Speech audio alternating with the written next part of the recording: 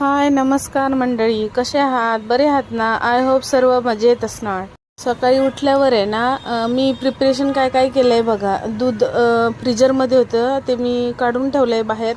आणि मच्छी पण फ्रीजरमध्ये होती, ते पण बाहेर काढले. आणि पीठ मळून ठेवलं जेणेकरून ते चांगलं हे होईल. आणि मग एका साईडला मी भात बनवून घेतला. भात झाल्यानंतर लगेच डाळ ठेवली आणि बघत होती की बाबू व्यवस्थित आहे ना, झोपलेला पडणार तर नाही ना.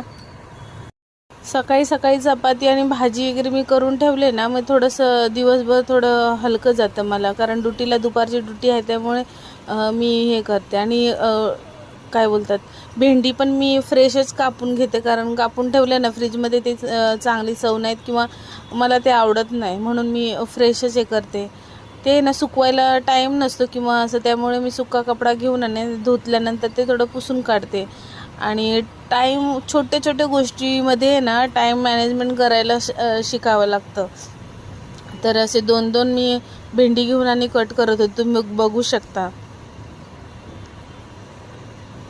फ्री टाईम असेल तेव्हा एक एक एक एक मांडी घालून खाली बसून हॉलमध्ये आपण बसून कापू शकतो, पण असं सकाळची धावपळ असेल ना, त्यामुळे थोडीशी घाईच करावी लागते. नवऱ्याला पण जायचं होतं, त्याला पण टिफिन द्यायचं होतं, बाबूसाठी पण चपाती. परत उठल्यावर बाबू दुपारी जेवतो, त्यामुळे डाळ भात भाजी सगळंच आज बनवायचं होतं. खूप घाई करत होती.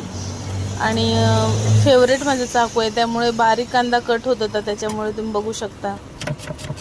कोणत्याही पुरुषाला आहे ना, जर लेडीज किती ड्युटी करू दे, नाही तर काही करू दे, किती पैसे कमवू दे, पण घरातलं जे आपण डब्बा बनवून दिला ना जेवण, तर नवरा खुश आहे ना. खूप जणांनी अनुभवलं असेल की आपण स्वयंपाक टेस्टी बनवू किंवा चांगलं बनवून देऊ टायमावर, तर नवरा खुश असतो. बाहेरचं त्यांना खायला जास्त आवडत नाही किंवा असं.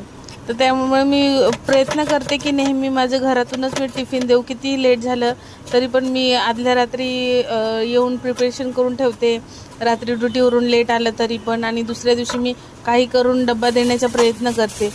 आणि चुकून वर्षातून एकदा दोनदा असं होत असेल की मी डब्बा नाही देत, तेव्हा ना पूर्ण दिवस मनामध्ये असं राहून जाते की अरे यार, आज डब्बा दिला नाही, काय खाईल काय नाही. आपण उपाशी राहिलो ना तर कधी त्यांना फरक नाही पडणार, पण नवरा उपाशी राहिला तर आपल्याला खरं टेन्शन येतं. सर्वच हे बायकांचं असंच असतं आहे ना, दुसऱ्यांचा विचार जास्त करतात. किती पण थकवा येऊ दे. आता सकाळी सकाळी मुंबईला इतकं गरम होत होतं किचनमध्ये, बाहेर पाऊस चालू होता आणि इथं काम सुरुवात केले मी किचनमध्ये, पण खूप घामाने पूर्ण भिजले. जास्त लांब होतोय व्हिडिओ, तर इथेच थांबवते. नेक्स्ट व्हिडिओमध्ये बघा मी काय काय बनवलंय.